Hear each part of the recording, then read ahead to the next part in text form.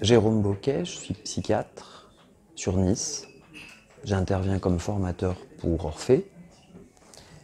Et alors moi j'exerce en cabinet libéral, à la fois avec une clientèle de gens de tout le monde en fait, de gens de la vie normale.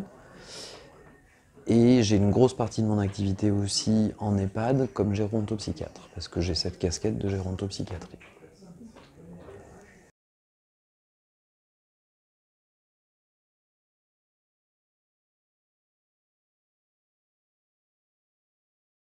Je présentais effectivement un thème sur l'idéomotricité et surtout comment je me la réapproprie moi dans mon exercice de thérapie. Parce que l'idéomotricité, on va dire que c'est un des grands bastions importants dans l'hypnose classique et traditionnelle, qui en général s'enseigne comme étant deux éléments qui vont être la lévitation. On va provoquer la lévitation d'une main, d'un bras,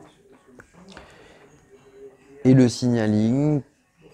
qui est une façon de communiquer avec l'individu en transe, où il va pouvoir nous donner une validation. Un oui, un non, avec un mouvement de tête, un mouvement d'un doigt, ou ce type de mouvement-là. Et c'est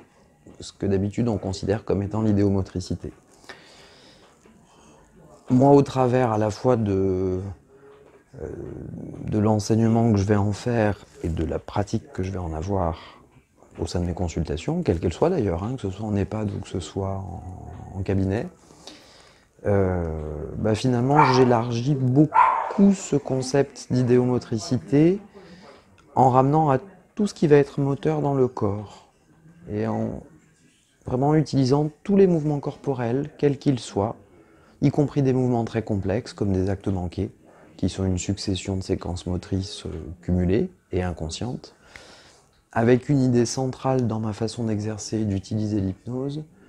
c'est que le corps est à l'origine d'absolument tout. On parle beaucoup de l'inconscient hypnotique, on a beaucoup parlé avant de l'inconscient psychanalytique, enfin aux mêmes périodes d'ailleurs. Et cet inconscient-là, pour moi finalement, c'est vraiment le corporel. Et du coup, l'idéomotricité devient une sorte de système d'alarme qui vient prévenir le sujet de la dissociation, puisque c'est le terme qu'on va utiliser en hypnose, qu'on pourrait dire la dichotomie entre ce que désire la tête consciente, la pensée consciente, et en contrepartie ce que le corps désire dans le sens de quoi il a besoin. Et bien entendu, en général, c'est le corps qui va primer, le besoin corporel qui va primer sur la décision volontaire et arbitraire de l'esprit et de la pensée. Alors c'était une présentation qui couvrait ce sujet-là, avec surtout l'idée de donner quelques petits trucs que j'utilise au quotidien en consultation, où on va utiliser le corps dans la consultation, sur des sensations, sur des tâches à réaliser, qui vont surprendre les patients, parce que quand on vient voir un psychiatre, habituellement c'est pour parler, c'est certainement pas pour tendre un bras, pour porter un objet, pour courir après un thérapeute dans son bureau.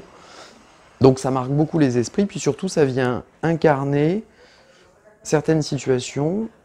et comme toujours en hypnose, au bout d'un moment, tout ça va décanter et s'infuser, et quelques temps après, le sujet va pouvoir revenir en consultation en disant « Tiens, j'ai repensé à ce qu'on a fait dans la consultation parce que je me suis trouvé dans telle situation, et là c'était vraiment très évident. » Voilà, c'est en gros la présentation que je faisais avec l'idée de, à la fois en partant d'un concept un peu compliqué, de donner surtout des outils pratiques et utilisables, puisque c'est l'objet des ateliers sur les journées hypnotiques, c'est d'avoir un peu de concret, un peu d'outils que je peux reprendre moi en tant que thérapeute pour les utiliser dans une consultation, dans un soin, etc.